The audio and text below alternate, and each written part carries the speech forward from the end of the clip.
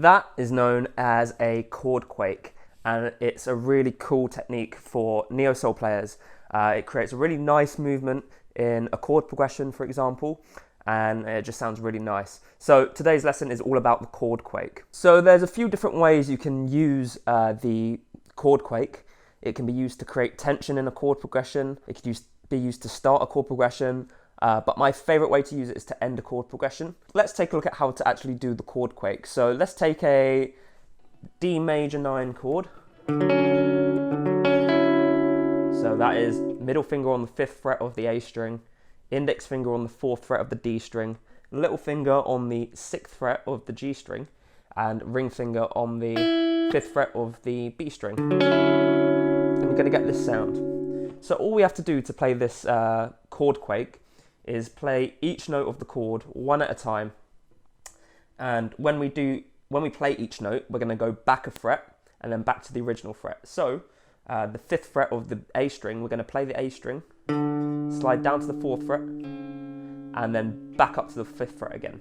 And then we just do the same thing for the next string. We're going to play the 4th fret of the D string and bring it back to the 3rd fret and bring it back up to the 4th fret again. And do the same for the next string.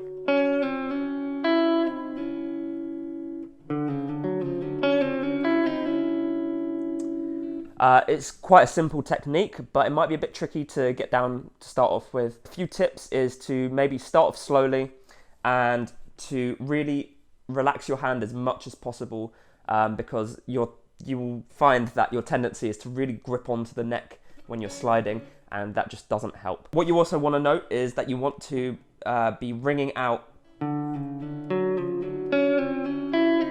each note. You don't want any notes being killed, as that kind of ruins the effect of the chord, because we want the whole chord ringing out eventually, but we're playing each note one at a time. Okay, you can place one finger on at a time if that helps you change the chord, but you can also just hold the chord and do it like that. So that's your alternative, putting one finger on at a time. So let's take a look at a couple of examples. The first example uses the chord quake to finish a chord progression. So take a listen.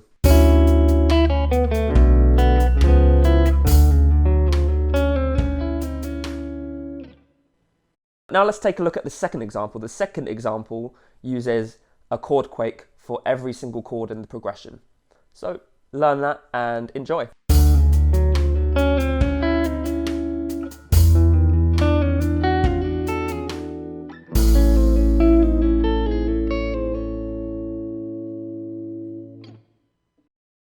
Now the third example is a bit different. We're going to use the chord quake in a soloing context. And it's not really a chord quake this time, it's more of a double stop quake, I guess. So all we're doing is playing a double stop. If you don't know what a double stop is, you can check my video out on double stops over there. But basically it's just when you play two notes at the same time. We are playing a double stop there and bringing it back a fret and then bringing it to where it originally was.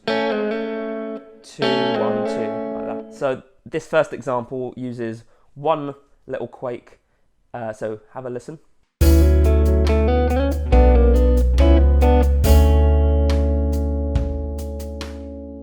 Now once you've learnt that one, we'll move on to this fourth and final example where we use the quake in quite a few double stops. So have a listen to that, see if you can learn it and enjoy that one as well.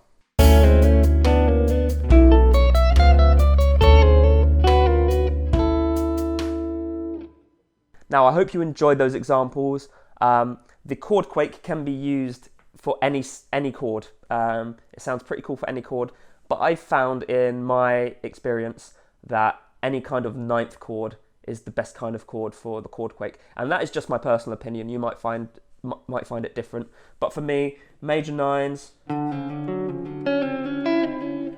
dominant nines,